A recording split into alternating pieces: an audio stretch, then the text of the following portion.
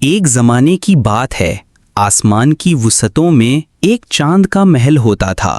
وہاں ایک خوبصورت، بہادر اور نیک دل شہزادہ رہتا تھا جس کا نام شہزادہ نور تھا۔ شہزادہ نور کو زمین کی چیزوں میں بہت دلچسپی تھی، خاص طور پر پھولوں، پرندوں اور قوس و قزح میں۔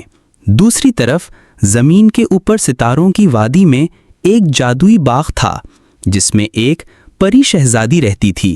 اس کا نام شہزادی مہک تھا۔ وہ خوشبوؤں کی پری تھی، جہاں سے گزرتی تھی وہاں پھول کھل جاتے تھے۔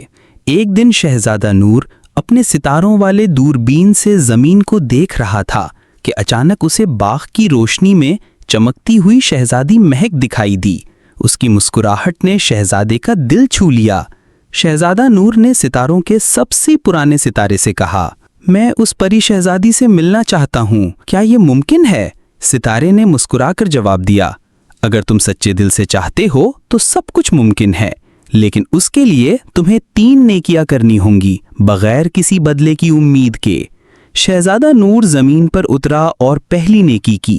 اس نے ایک زخمی پرندے کی مدد کی، پھر اس نے ایک ننھے بچے کو راستہ دکھایا جو کھو گیا تھا، اور تیسری نیکی میں اس نے ایک ندی کی صفائی کی تاکہ جانوروں کو صاف پانی ملے۔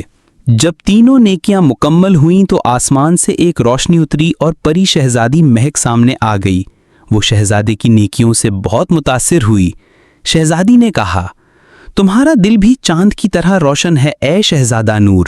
اب ہم دونوں مل کر زمین اور آسمان کے درمیان خوشبو اور روشنی پھیلائیں گے۔